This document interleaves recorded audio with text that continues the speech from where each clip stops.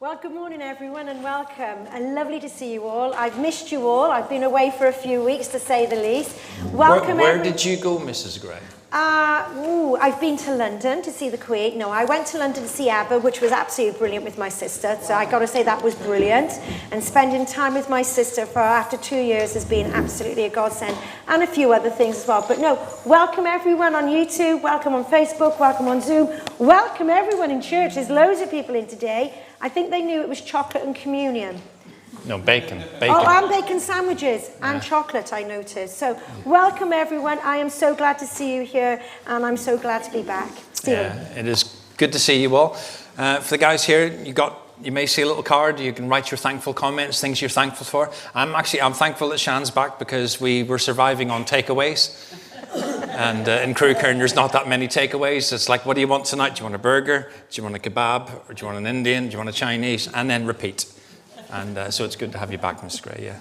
Gosh, but what are you thankful for? It's been a really, really good week, really busy week. But what kind of stuff are you thankful for? What has just sparked you during the week and you thought, you know what, made you chuckle, made you laugh, or really just warmed your heart? Something that you've seen, something that you've heard.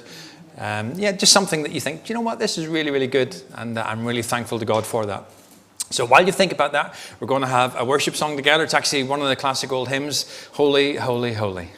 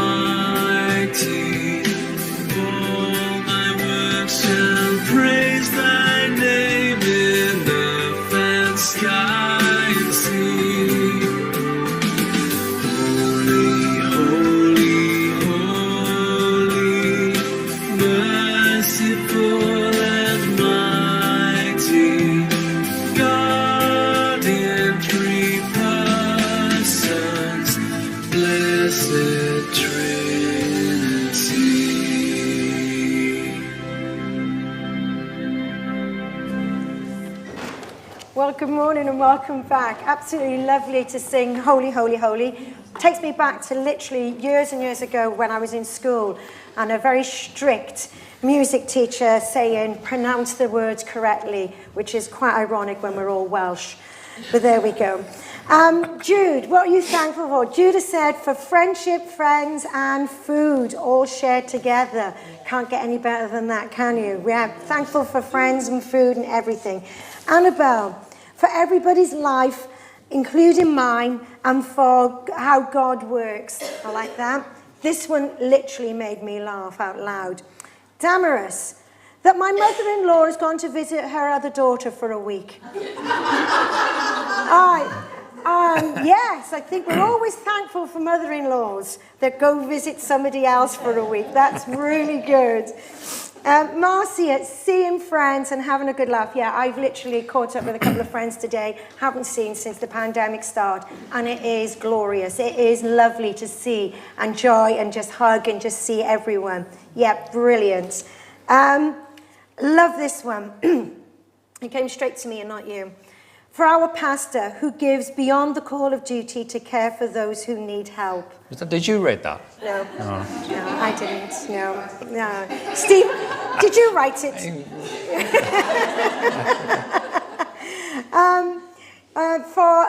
Brenda's written for mornings and week care for everything now in place. So having care and support and things that are around us in the mornings. So absolutely brilliant. Thank you. Do you know, we are really thankful for everything. And I am just so grateful for how God provides all that we need. And when we look back retrospectively, we can see God's hand in all that he does. Stephen. So I'm going to read, we have a few prayer requests as well. Obviously, we want to pray for guys. During the week, there's a couple of, we've got a couple of funerals come through, but one is the wife of one of our Be a Good Neighbour volunteers who died.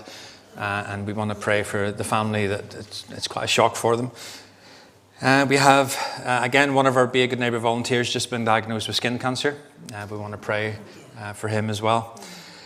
And again, through the Be a Good Neighbour, someone that's been helping us and supporting us, we want to pray for mental health and a new job. And actually for a lot of the guys in our Be a Good Neighbour clients, the guys that come in to use the food bank, a lot of them, the numbers that we have of people coming in is as you can imagine, it's creeping up and creeping up.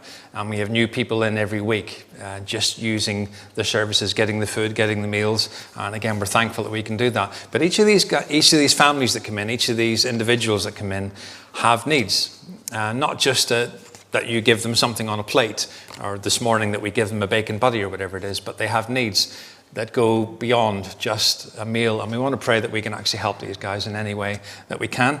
We've got a few people who've got hospital appointments coming up who need traveling to hospitals quite a distance away. So we need to be able to pray for those guys. So can you just join with me? And I just want to bring all these things before God. Perhaps you have something that you want to pray for, or you have someone that you want to pray for. All I simply ask that you do is just bring that person into your mind, or bring that ailment or whatever it is into your head. And I just want to pray over each and every one of you. So Heavenly Father, I thank you that you are a gracious Father that we can come to, and we bring all these requests before you. You know every single detail of every single situation more than we do. And we just ask for your mercy, and we ask for your just the Spirit of God just moves over each and every single individual, over each and every single circumstance, whether it's a medical issue, whether it's a financial issue. Lord, you know each and every one. And we just bring them before you because you are the best place that we can bring all these requests to. Lord, we just ask that you just be with each and every person. And for those here in the congregation, those watching online, who are also standing on behalf of someone, we give you thanks for them. And we also ask that you move in their lives. In Jesus' mighty name. Amen. Amen. We actually had one we shared a couple of weeks ago. We had a lady come into the service, pops in every now and again, and just said, had been to the doctors and was diagnosed, said, you need to go to the hospital, you've got cancer, and we're rushing everything through. And she basically came up and said, Steve, I don't want this. And, we prayed for her and the rest of it. And she came the following week and said, actually, no, it was a false alarm. And I said, I love giving thanks for false alarms.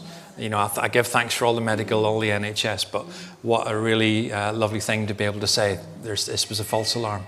So if for any of you who are praying for that God moves in your life, you know, please do share it with us next time round, or send us a message. For the guys watching online, catching up, you can also do that. Send us an email or a message on Facebook, etc. Good. I think we've got a song now, haven't we? Yeah. We have indeed. We have, yeah. Blessed be the name.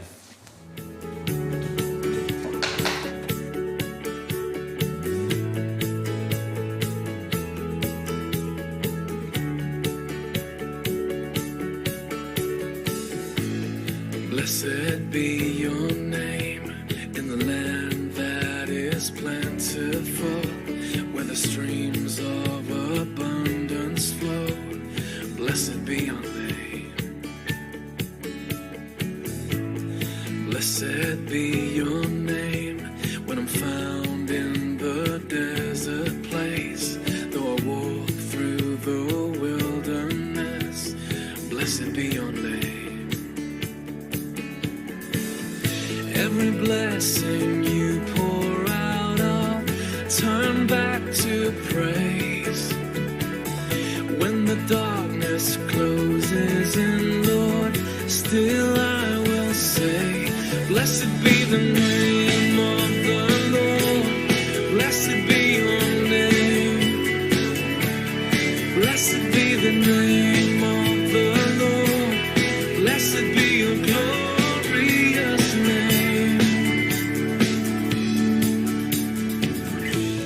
Blessed be your name when the sun's shining down on me, when the world's all as it should be. Blessed be your name. Blessed be your name on the road marked with suffering, though there's pain in the offering. Blessed be your name. Every blessing you pour out, I'll turn back to praise.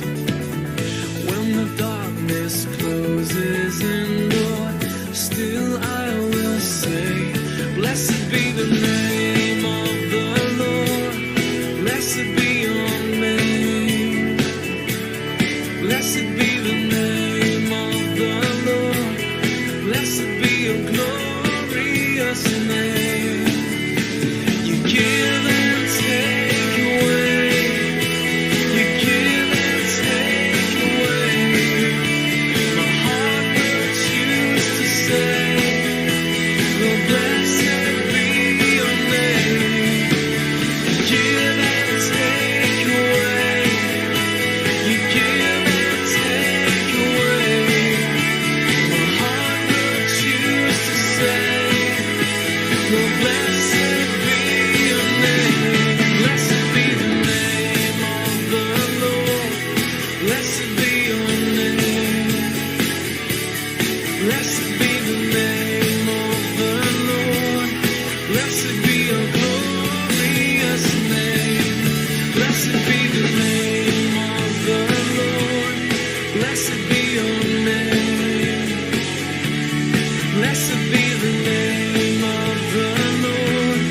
Blessed be your glorious name.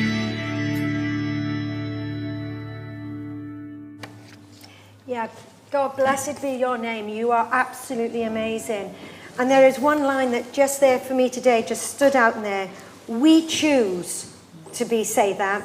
Right? When life is great, life is going well, when the sun is shining down on me and life is, that's great. We can say, God, you're great then. In the hard times, that's more difficult. It is a choice to say, God, bless me, bless your name. God, you are in control. It is our choice.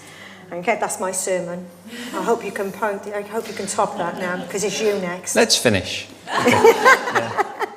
Right, Stephen, short Actually, sermon. guys, you know, we're continuing to go through Luke's Gospel, and we're at a phase in Luke's Gospel where he begins to describe a lot of things, where Jesus begins to describe a lot of things which are, it's basic day-to-day living, things that we should be doing, or things that are good for us in our just day-to-day walks and how we do that. But Let me just ask you this. Have you ever read the terms and conditions of anything? Amanda, you're that person? Yes. Okay. Do you know what? I'll tell you what. I'm not sure if you guys have been watching during the week. You've seen a lot of the stuff going on at the airports, all the people who've gone on holidays. It's been on the news, and blessed them, their holidays have been cancelled, so on and so forth. Well, during the week, I booked a flight to go to Belfast over to see my mum and dad. And when you go through everything, the terms and conditions are highlighted. A little bit more than obvious, but to be honest, I don't think I've ever read the terms and conditions, because if you don't tick the box, you don't go on the flight. Plain and simple. So you tick the box. And then I thought to myself, I wonder what actually is in the terms and conditions. But there was so much stuff that was in there. But I did come across this. There was a lady who has won £10,000 for reading the terms and conditions of her mobile contract. Because in the mobile phone contract, it said in it, the first person to email back to us will win £10,000. 4 years that had been on the go, and no one had read the term. She won £10,000. A teacher won £10,000. A teacher reading anything is amazing, but a teacher reading terms and conditions, and she won £10,000. Or, I read this one. A dozen people signed up for free Wi-Fi in a cafe. A dozen people signed up for free Wi-Fi in a cafe and ticked a box, not only realizing that they also consigned themselves to 1,000 hours of community service, which included cleaning the toilets in the cafe. Wow. And a final one, there was also a small number of people, when they signed up for free Wi-Fi, again in a cafe, they signed away the right to their firstborn child. It was done as a joke, but it was done. Sometimes we think things can be so complicated, so complex, that we just go to. Even if you buy something nowadays, when you read the manual is quite thick, but a lot of things will come with a quick guide. Have you ever seen that? A quick guide, and you tend to do the quick guide, and then you are on with it. But why is stuff so complicated? Why is life so complicated? And dare I say it, for a lot of Christians, why is life so complicated? Why can church be so complicated? But you know, that's not how it's supposed to be. When Jesus was giving us all his examples, he's basically given us a way that we follow. He's given us guidance. He's not giving us a rule book. Now remember, all the people Jesus were talking to were confined by all these rules of the church of the day. And people might not have known the terms and conditions. But the thing is, in life, you will find someone that does. And they're usually the ones that say, you can't do this, you can't do that, or you shouldn't do it that way, you shouldn't do it this way. But Jesus came in and he sort of blew this all apart. And he blows it apart by giving us some really, really simple illustrations. Let me just read to you the portion. This is from Luke's Gospel, chapter 6. And it says this: you don't get wormy apples off a healthy tree, nor good apples off a diseased tree. The health of the apple tells you the health of the tree. You must begin with your own life-giving lives. It's who you are, not what you say and not what you do that counts. Your true being brims over into true words and deeds. But I tell you this, why are you always so polite with me? Why are you always saying yes, and that's right, but never doing anything that I tell you? You see, these words that I speak to you are not mere additions to your life, homeowner improvements to your standard of living. They are foundational words to build your life on. Now, you'll see in front of me, I've got a bowl of fruit. So in the example that Jesus was talking about, if you can imagine in the day, the two of the main things that were always in abundance around the place were figs and grapes.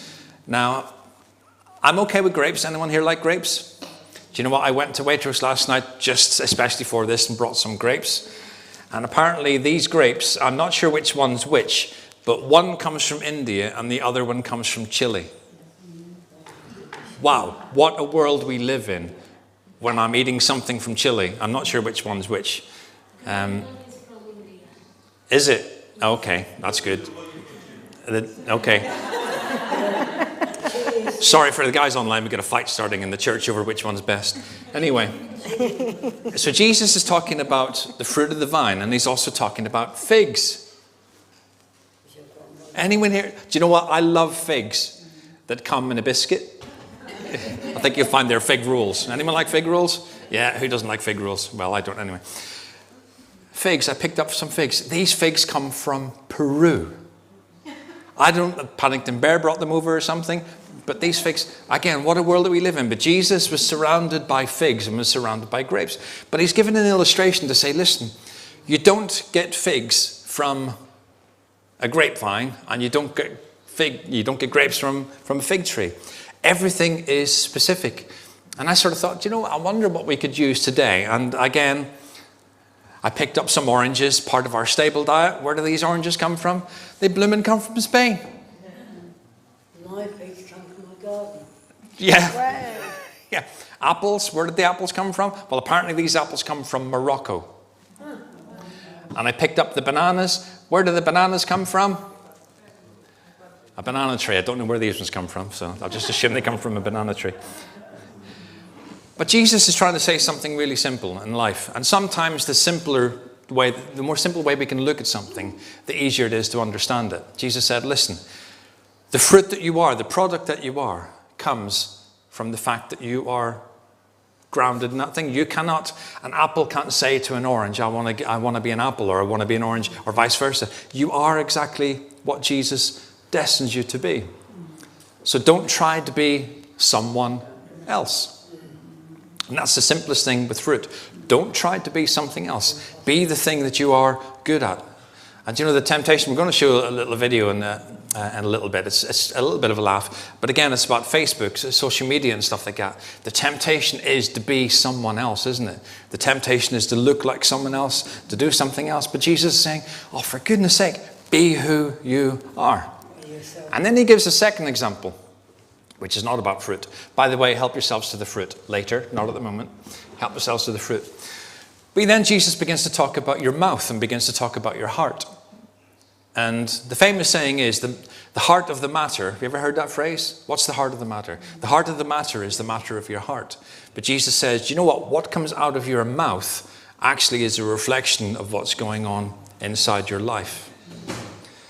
So, in the context of all the stories that Jesus was talking about, he was talking about don't judge people. In fact, look at yourself. Look at yourself. How do you know if you're a good person? How do you know if you're a good Christian? Well, Jesus is saying, what's coming out of your mouth? What are you saying? What are your deeds like? What are you actually doing? Because I'll know, this is so difficult because the temptation is to refer it to someone else, because we all know people who say they're something but actually are something else. I think the word hypocrites, someone who wears a mask. But Jesus is saying, hold on a minute. You can control what you do. So what is going on in your life? This coming week, this coming Friday is my birthday. So happy birthday, Steve. Chocolates in the post, Steve. Yeah. And I have had a birthday card already. My first birthday card came in from the local surgery. NHS. Happy birthday, Steve. We see it's your birthday soon. Why not come in for a checkup? And do you know what? I did actually thought that. Do you know what? I'm trying to get an appointment with a doctor, and now they've actually invited me in. Hey, what could possibly go wrong? But I looked at this letter, and it's, you get to a certain age. Some of you are past it. You get to a certain age. I'm not looking at anyone. Okay, sorry. And they want to check all these things. It's like an MOT, isn't it? You go in for an MOT. And I've got this letter, and I looked at it and thought, okay, there actually is a bit online. It's by the NHS, and it says, check the age of your heart. And I thought, do you know what? I'm going to do that. So last night, I haven't told the family, last night I went online to check the age of my heart. And it checks things. Are you a smoker? No. Do you drink alcohol? No. I had to wait for that one. Do you drink alcohol? Never really got into it. You don't drink alcohol, and it says, are you diabetic? No. Have you got high cholesterol? Okay. And it went through a checklist as have you had a stroke, have you had all these things. And then at the end of it, it tells you the condition of your heart. Or rather, it doesn't tell you the condition of your heart, it tells you to go and see the doctor. But it actually tells you the age of your heart. And do you know what age my heart was last night? I tried to go to the gym. I tried to be good. I've cut back on chocolate. I'm down to 2 bars a day, family size. It told me I was 65 years old. I know. Yeah. Okay. Anyway, I was 65 years old according to my heart. But it did actually make me think. What am I like in my spiritual sense? You know, what kind of things would I ask of myself?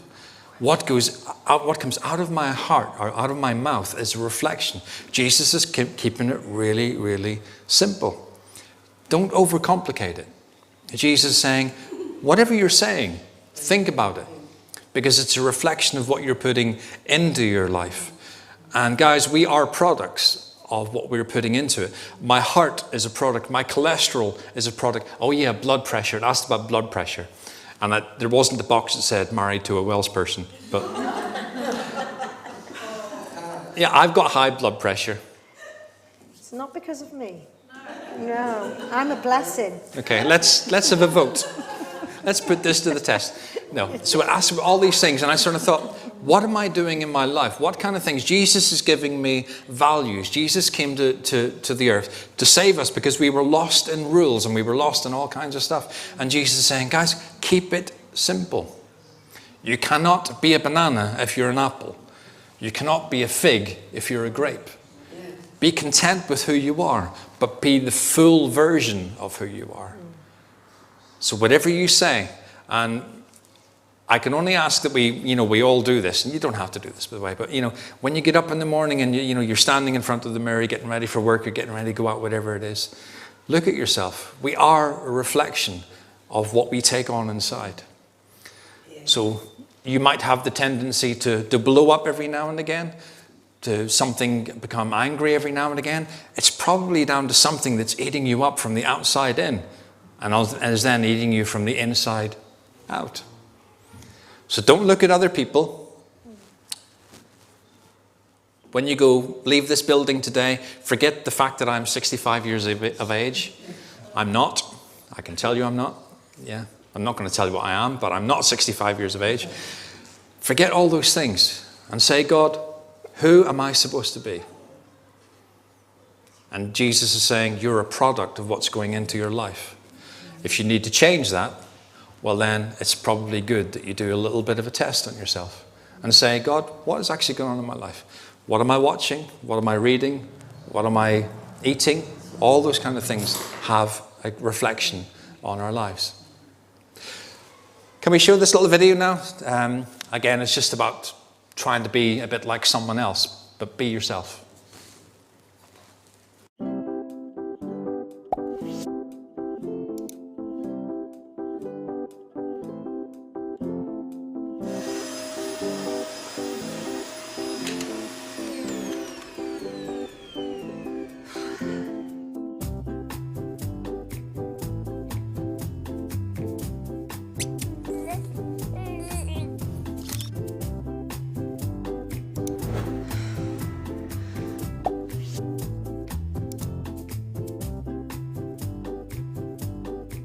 Dad, camera, put it down. You cannot take a picture with the top of your head. Dad, that's not helping. Can you slow that down? Can you not wait 5 minutes?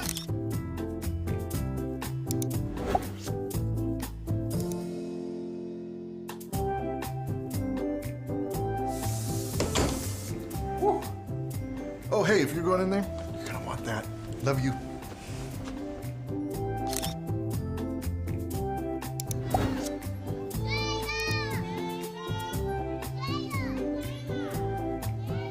All right, take the picture there. Look as pitiful as you can. Oh my God, Mom, this is embarrassing. Take the shot. If This you're is hurt in embarrassing. the picture, just do It's it. Don't hot. worry about that. It is hot. Babe, please.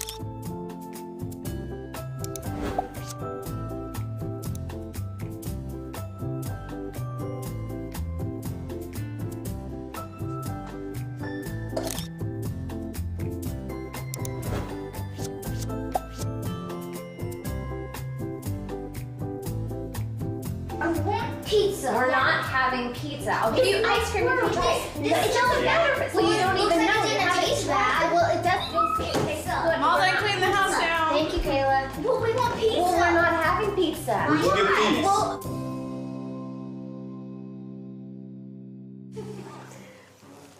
Yeah, that brings us back to the picture we just took earlier on this morning before church started. Yeah. This morning I thought, it'd be really nice. I haven't been here for a while. We'll do a little selfie.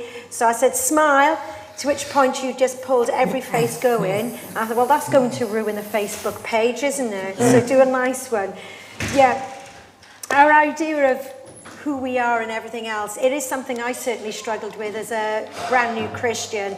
I had this preconceived idea that a good Christian was a lovely, nice lady that sat, was quiet, and said spiritual words at the right time and just had all those things.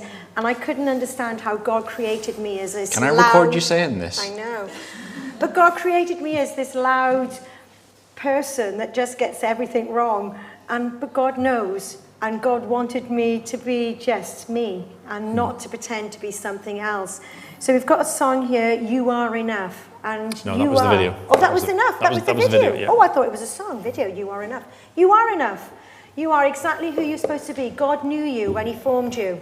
God created you with your personality, with your imperfections, with everything we've got. God knew you before you were even made. He knew you were going to be quiet, loud, low blood pressure, good heart, not such a good heart rate.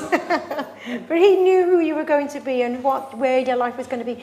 And I think as soon as we accept what God has got for us and just live a real life following God, not pretending to be something we're not, life is just going to be full of more blessings that we choose to have. Stephen. Amen. So what we're going to do, guys, we're going to say goodbye to the guys who are watching online. For the guys in the church, we're going to have communion together. So we're going to sing a song together in here and we'll take communion together. But for the guys watching on Zoom, Facebook and YouTube at the moment, we're going to say farewell to you.